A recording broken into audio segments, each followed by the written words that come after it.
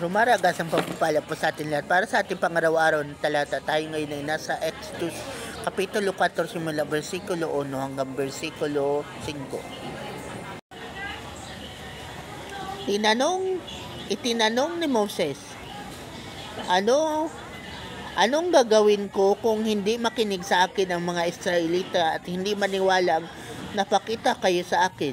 Ano iyang tangan mo? Ganting tanong sa kanya ni Yahweh. Tungkod po, sagot ni Moses, bitawan mo, utos ni Yahweh. Binitawan nga ni Moses at ito'y naging ahas pagsayad sa lupa.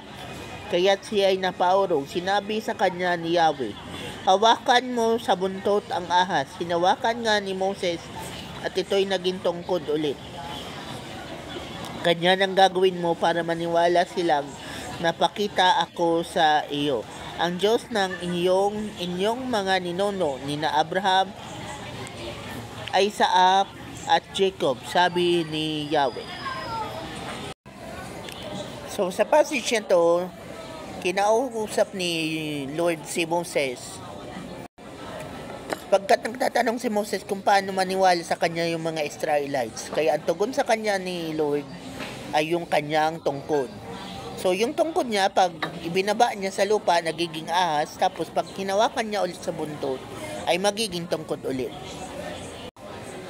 So sa passage na to, ang ibig sabihin nun, kapag ikaw ay inutusan ng Panginoon, bibigyan ka rin niya ng mga resources na kailangan mo sa ministry. Dito, yung tungkod, kumbaga natatransform na maging ahas. So, ang ibig sabihin nito, ano man ang meron tayo, kung sa mata natin ay ordinary lang ang mga bagay na yaon, pag yun ay ginamit ng Diyos, nagiging extraordinary yun, katulad ng tungkod. Ano mang resources meron ka, kapag ginamit yan ng Diyos, ipinagamit mo sa Diyos, yan ay magiging extraordinary. At ang tungkod ninyo ang ginamit ni Moses para mapalaya yung mga Israelites doon sa Egypt. Isang milagrong kaloob ng Diyos.